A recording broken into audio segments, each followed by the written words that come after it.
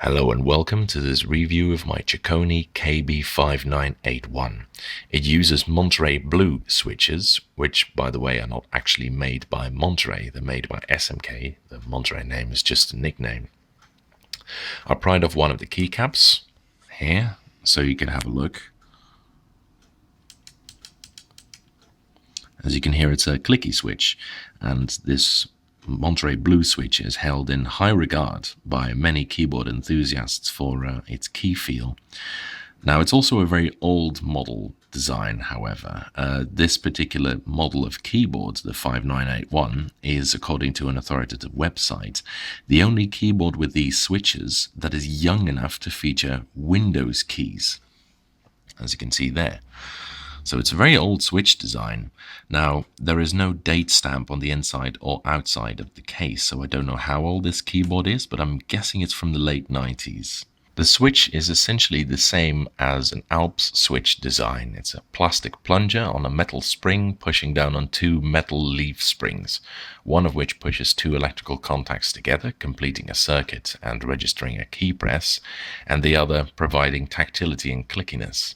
As such, it feels very similar to Alps switches. Specifically, I found this quite close to white complicated Alps switches. Nonetheless, none of the parts of the Monterey switches are interchangeable with that of the Alps switches, and you can't transplant Monterey switches into an Alps board or vice versa. So they are still quite distinctly different. I would say the closest key feel is that of the white Alps switch, but Monterey switches feel noticeably smoother, lighter at 60 grams rather than 70 for most Alps switches, and they have a sharper tactility. It also has a lighter, softer, and more high-pitched clicking noise, which I'll demonstrate to you now. So these are the Monterey switches.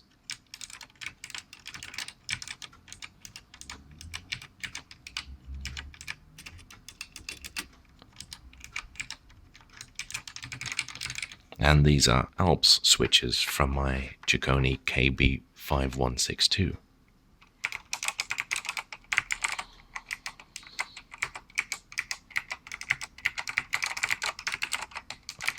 So just a quick another demonstration.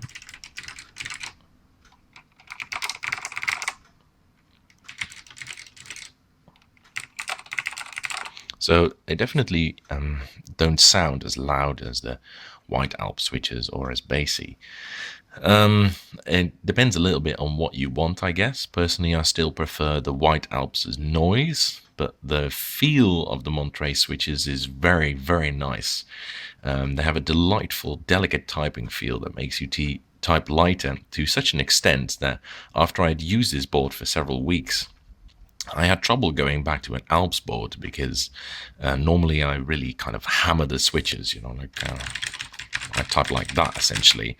But this board made me type so light that I couldn't really push Alps switches all the way down anymore, which was a bit strange to experience for the first time.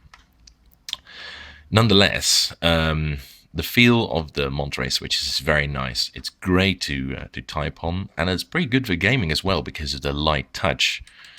And it has no hysteresis, so it resets at the same point at which it actuates. So it's really not too hard to tap these keys, double tap them, multi tap them, whatever.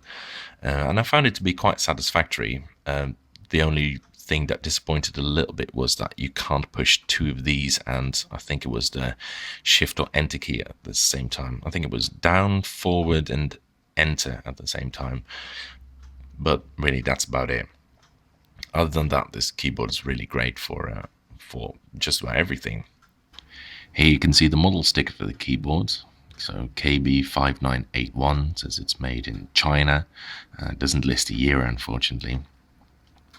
And that brings me to the case of the design. As you can see, the top half here is bolted, but the bottom half is not. That's just clamped.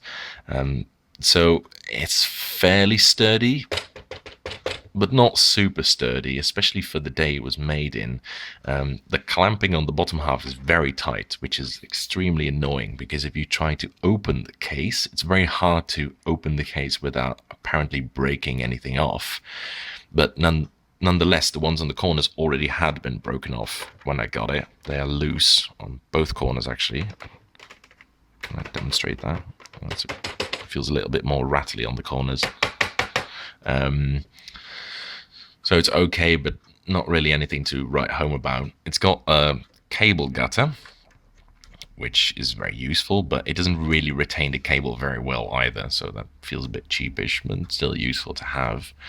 And the flip-out feet are an interesting design. So it looks like normal ones, but actually if you flip this bit back, it reveals a smaller foot. So you can have small flip-out feet or large flip-out feet, and I've always liked that kind of design where you can choose how far you want to extend the feet.